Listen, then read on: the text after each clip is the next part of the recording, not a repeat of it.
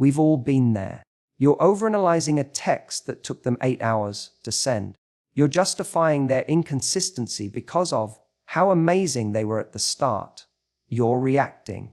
Again, reacting to the bare minimum. Reacting to crumbs, hoping for cake. Reacting to someone who's not confused. They're just not choosing you. But here's the true thing. The most powerful shift you'll ever make is when you stop reacting and start becoming. Not becoming the one who finally wins them over. Not becoming more palatable. Not becoming less of you to be more of what they want. I'm talking about becoming the one that makes them say, "Damn, I should have treated them better." You don't need revenge. You don't need a closure conversation. You need a rebirth, a glow up, a standard so high they can't even spell access. Today, we're not chasing. We're not explaining. We're not proving. Today, we're becoming the regret. Let's begin. Every time you find yourself reacting, whether it's to a text, a lack of a reply, an Instagram story that feels like a dig, you're giving away your power, and most of the time, you don't even realize it. Reacting feels natural. It feels like you're participating, staying connected, defending your place in someone's life. But here's the harsh truth. Reacting isn't power. It's passivity wearing a disguise. It's letting someone else's behavior dictate your emotional state, your actions, and even your sense of self-worth. When you react, you're responding to someone else's lead. You're not in control of the story. You're just responding to whatever page they decide to flip to. That's not authorship. That's not creation. That's certainly not confidence. And worse, it trains the other person to believe they don't need to be intentional, respectful, or clear, because you'll always be available to decode the mess, justify the inconsistency, or fight to stay relevant in their life. Now imagine this. Imagine you didn't react. Imagine instead of spiraling when they pull away, you simply observe it. Without chasing, without questioning your worth, without making excuses on their behalf. Instead of asking, why are they doing this? You shift the question, Tog, is this aligned with the kind of treatment I'm available for? That's a different energy. That's not defensive. It's decisive. When you stop reacting, something powerful happens. You start creating space. Space for clarity, for strength, for standards. You start operating from your center, not from their chaos. You stop being pulled like a puppet on a string every time they give or withhold attention. And when you're no longer reacting, you start becoming. Becoming what? Becoming the version of you that operates from intention, not insecurity. Becoming someone who sets the emotional tone of their own life, rather than letting someone else's inconsistency dictate your mood for the day. You start becoming magnetic, not because you're playing games, but because your energy is no longer accessible to people who aren't consistent, communicative, or clear.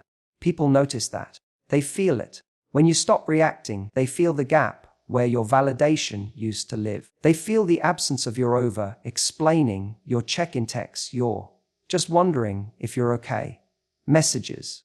They notice the silence, and not just any silence, but a strong, grounded, self-respecting silence. It makes people uncomfortable.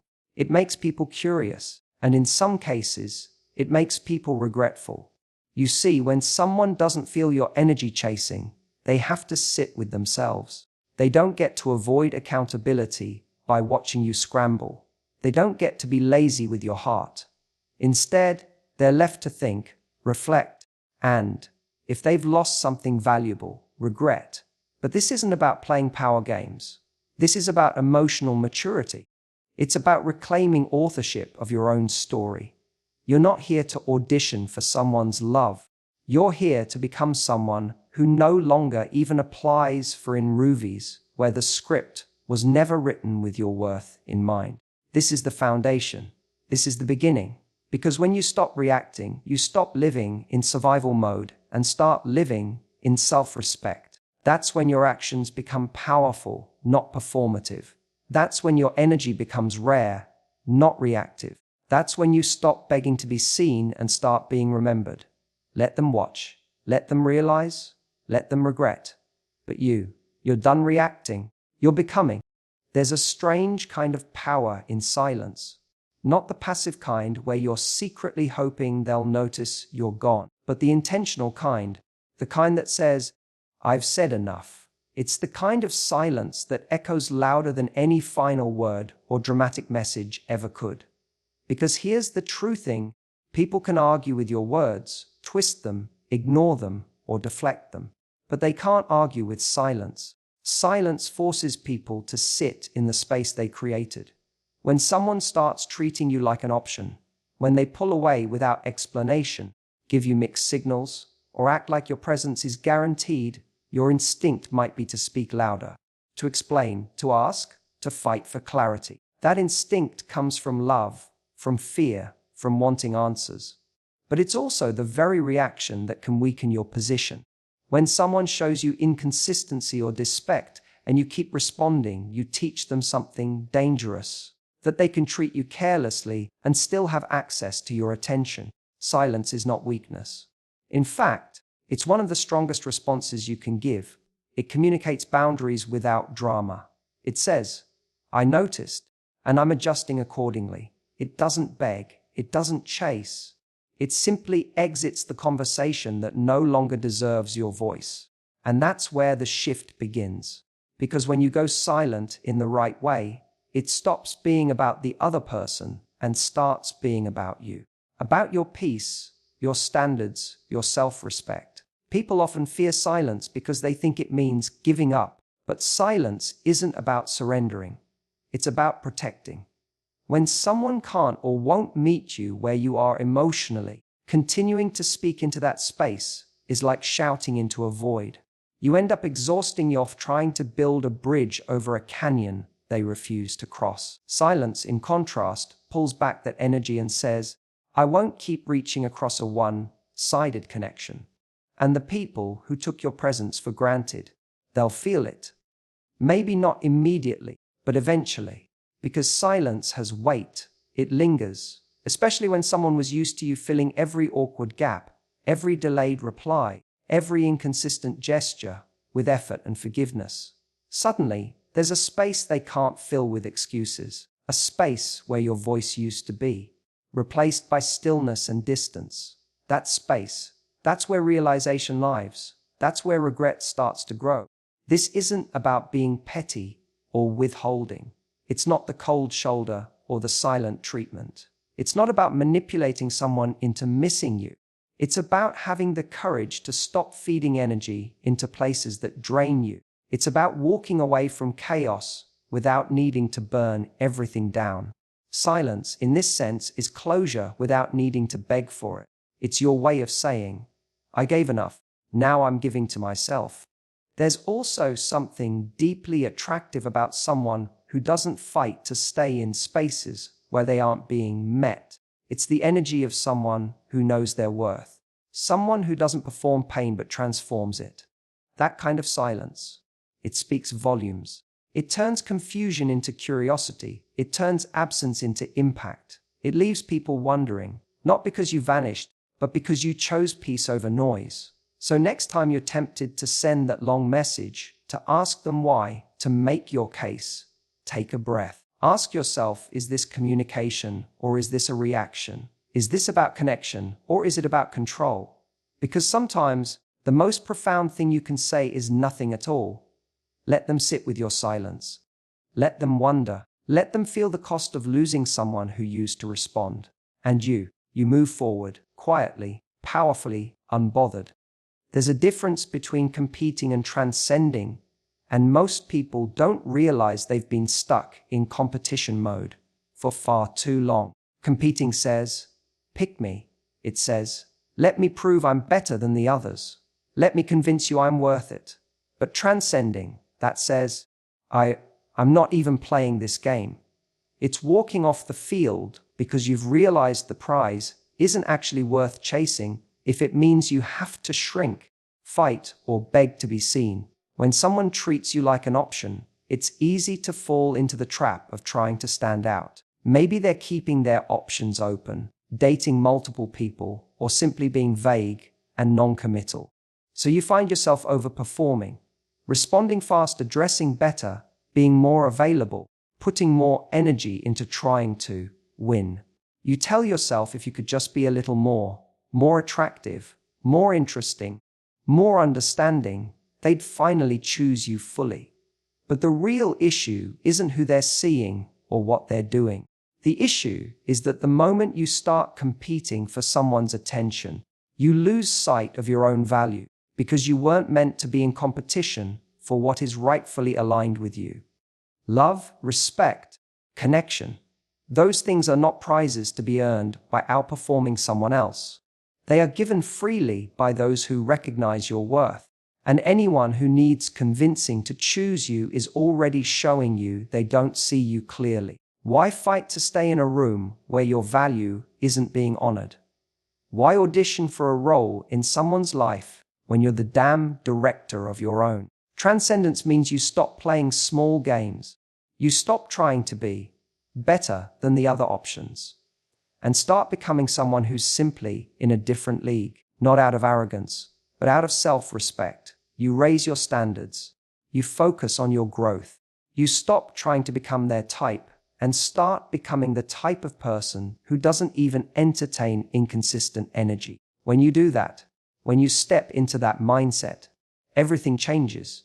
You stop texting first all the time just to keep the connection alive. You stop bending your schedule to be available for someone who only calls you when it's convenient. You stop trying to be more palatable or less intense, just to avoid scaring them off. You stop waiting for someone to finally wake up and realize what they had. Because the truth is, your job isn't to wake them up. Your job is to walk forward, into your purpose, into your glow up, into the version of you that doesn't hustle for crumbs. And yes, it might sting when you pull back. It might feel like you're letting go of a potential future, but you're not letting go of something real. You're letting go of the illusion that your value was ever in question. You're letting go of the need to be chosen and replacing it with the commitment to choose yourself. And when you do that, something magical happens. You become the one that got away. You become the standard they couldn't meet. You become the one they remember. Not because you fought harder, but because you stopped fighting altogether. Transcending is about building a life so full, so joyful, so aligned with who you are, of your absence, that the people who once overlooked you realize too late. They didn't just lose someone willing to love them. They lost someone who grew into someone they no longer even qualify for. That's not revenge. That's evolution. And that's a level no one can compete with. There comes a moment when you realize you've been bending yourself into shapes just to fit into spaces you were never meant to occupy. You tone yourself down, shrink your needs, laugh off the things that hurt, and convince yourself that if you're more understanding, more patient, more low maintenance, they'll finally see your worth. You end up stuck in a cycle of trying to be the cool one, the chill one, the one who doesn't ask for too much, all in the name of being chosen. That's the pick-me energy. And it's exhausting. You don't start this way. You start strong, you know what you bring to the table. But when someone you like shows up inconsistent or emotionally unavailable, it's easy to start shifting. Not because you're weak, but because you care. You want it to work. So you compromise. You forgive too quickly. You accept too little. You hope they'll come around if you just love them a little harder. You start performing instead of being. And slowly, your identity gets tied to whether or not they choose you. But here's the shifting. You don't need to be chosen by someone who's unclear. You don't need to fight for a spot in someone's life when you are the one bringing value, depth, and loyalty to the table. The moment you realize that is the moment you start stepping out of pick-me energy and into "you're lucky I even noticed you" energy. And no, it's not about arrogance. It's about self-respect. It's about knowing you are not a consolation prize or a backup plan.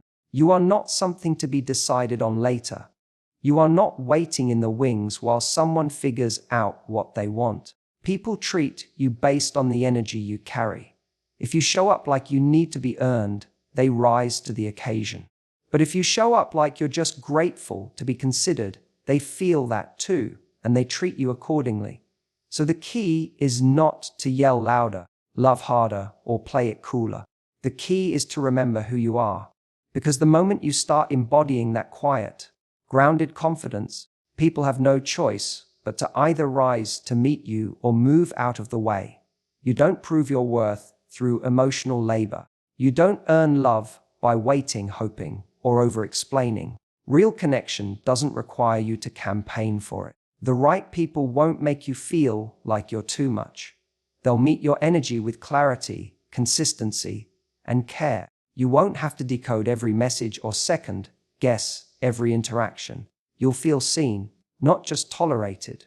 You have to start asking yourself, do I really want to win someone over? Or do I want to be with someone who saw me from the beginning and said, yes, that's exactly what I've been looking for? Because the people who can't recognize your value now aren't suddenly going to wake up when you've shrunk yourself enough to fit their comfort zone. That's not love. That's settling.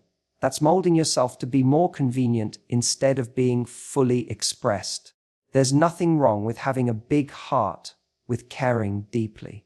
But don't weaponize your empathy against yourself. Don't stay somewhere you're being tolerated just because you're afraid to start over.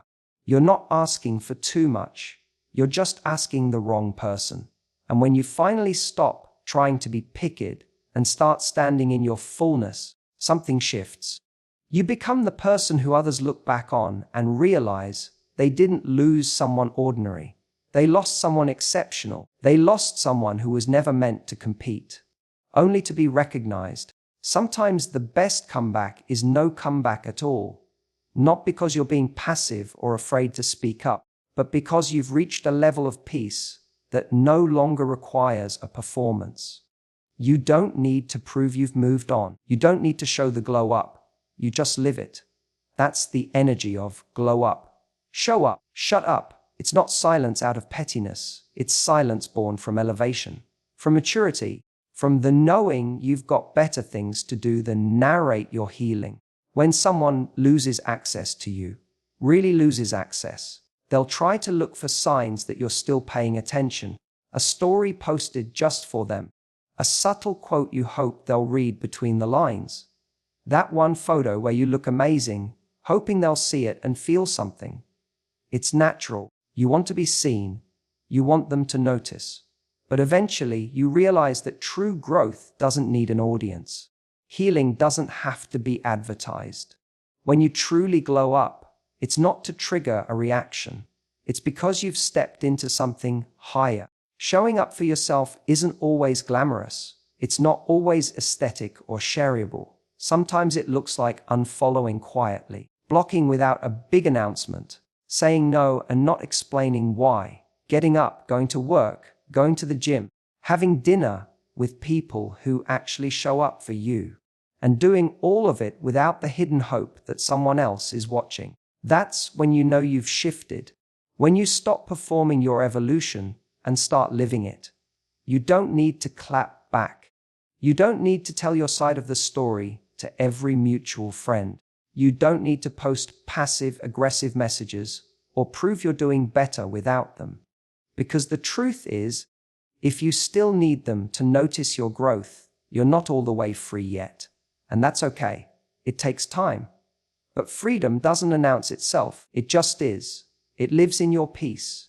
It lives in your ability to walk away without slamming the door. It lives in your refusal to explain your worth one more time. Glowing up isn't just about how you look. It's about what you allow, what you accept, what you no longer give your energy to. It's walking into a room and not scanning for them. It's getting a message and not needing to reply. It's feeling the old feelings rise up and saying, I see you, but I'm not ruled by you anymore. That's power. And it's quiet. It's not loud. It's not showy. It doesn't demand to be seen. It just is. You don't owe anyone a front row seat to your growth. Not the person who hurt you. Not the friends who doubted you. Not even the version of you that thought you couldn't make it through. You're not here to prove them wrong. You're here to prove yourself right. that you were always capable of becoming someone grounded, resilient, and beautifully unbothered. And when they do notice, and they will, they won't see a performance. They'll see presence.